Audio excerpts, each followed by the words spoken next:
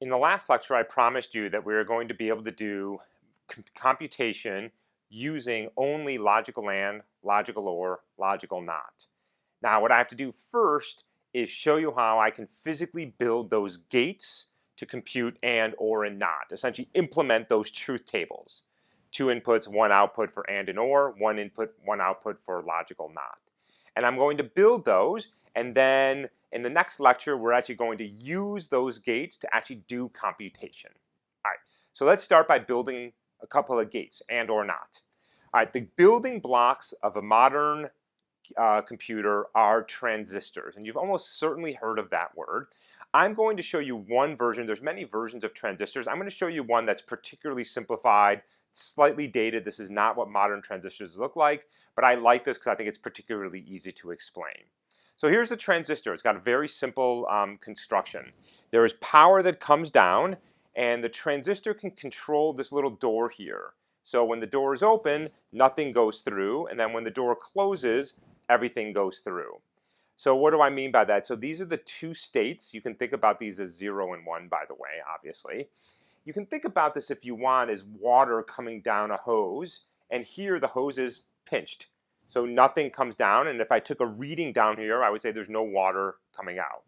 Here I've unpinched the water, so it comes straight down, and I've got water and I've got power. I've got a signal here. So obviously this is not going to be water, it's going to be electricity. I can stop the electricity from flowing, in which case I have 0. There it is. And I can allow electricity to go through, and I have 1. There's my binary representation. These transistors represent, in one of two states, a 0 or a 1. And now what I have to show you is how do I combine these transistors, which are physical realizations of the language of computers, 0 or 1, in order to compute and or not. And then I have to show you how do I go from and or not to actual computations like addition and multiplication. All right, so let's start with logical and. So what do we know about logical and? 2 in, 1 out. 2 inputs, A and B, which can either be 0 or 1. And now we know that this transistor can represent 1A, and this transistor can represent B. So here's a representation where I've opened these doors so that I have a 0 here and I have a 0 here. And I have power here. So what did I do? I put these transistors in series. So I have power coming down, transistor 1, which is A, that's the input A, and the output of that goes into the next transistor.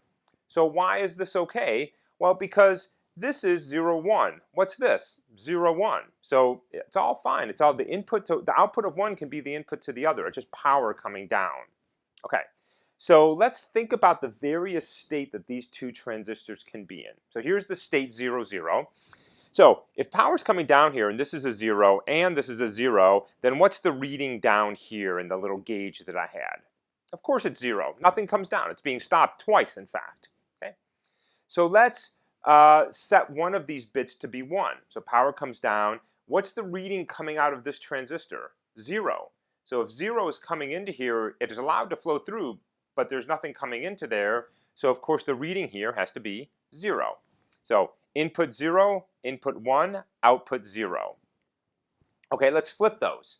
Let's say we allow the power to go through the first transistor, but not the second one. What's the reading here? So we've got power down to here, but then it stops. So the reading there is, of course, 0 again. So one more, right? 1, 1. So now I have a clear shot through. Power comes down, goes through the first transistor, goes through the second transistor, and now I have a reading of 1, and so the output is 1. Okay? So let's look at all 4 of these together and see what that looks like. So with 2 inputs 0, 0, I get an output of 0. 0, 1, I get an output of 0. 1, 0, I get an output of 0. 1, 1, I get an output of 1. What is this? It's an AND gate. It's an AND operator. So think of these left to right here as the columns of the truth table. 4 rows, 0, 0, 0, 1, 1, 0, 1, 1. And think of this as the last column, which is the computation. So I've built an AND gate. I've built something where I can set 2 inputs. That's my input. I get to decide what those values are. And by simply putting these transistors in series, I have computed a logical AND. Great. Okay, I can do computation now of a logical AND. Now I just have to be able to do OR and NOT. So let's do OR. Okay, just to remind you, that's an AND gate. So let's do an OR gate. Now, I know I need 2 transistors because I have 2 inputs, right? So there are my inputs. I just set them to be 0 and 1 for now. Let's think about the nature of an OR now that we've thought about through what happens when you put those 2 transistors in series.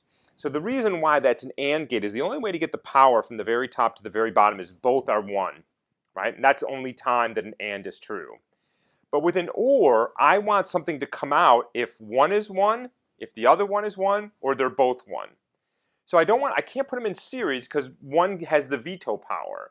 But I don't want anybody to have veto power. So what if instead of putting them in series, top to bottom, I put them in parallel like this? What happens? So let's think about the power coming down. I split the power along the top. I bring them down into both transistors. So this one stops the flow, but this one allows it. And out comes, and there's my 1. So as long as one of these is open, I'm going to get a 1 here. Now notice, by the way, if I switch these, if this was a 1 and that was a 0, I would still have a 1 here. The order of these doesn't matter. All right, what happens if they're both 1? No problem at all. I still get power out the other end. Good. And what happens if they're both 0? Power comes down, stops here, so I have a 0 here. What did I just do? I built an OR gate. If this is 1, 0, or 0, 1, power comes through because they're in parallel. If they're both 1, power comes through and I have a 1. And if and only if both of these are 0, then no power comes through and I get a 0. That is the definition of an OR gate. 2 in, 1 out. Of course, by the way, the power is just provided to you by virtue of your battery or plugging in, so you don't have to worry about where that power comes from. All right, we have an AND and an OR gate. Both of them are built by putting 2 transistors, which simply represent one of 2 states, binary, in parallel for an AND gate, in series for an AND gate, and in parallel for an OR gate. Now we have to build a NOT gate. Okay, so a NOT gate only has 1 input and 1 output. So let me orient you here. This is a little bit of a different picture here. Power comes down. This is the output right here. I'll describe this resistor to you in a second. So power comes down, and this is where our output has been, and now it's junk. We're simply going to ignore it. So I'm going to wire up the input here. I can control that transistor door. This is going to be my output. And of course, this is still the power. And this is a resistor. So what does a resistor do? The resistor said, look, power can come through here, but I don't like going through there. I prefer not to go there. And so if there's no other route to go, you can come out this way. So what's going to happen is power is going to come down here, and it wants to go here, but this is totally shut off.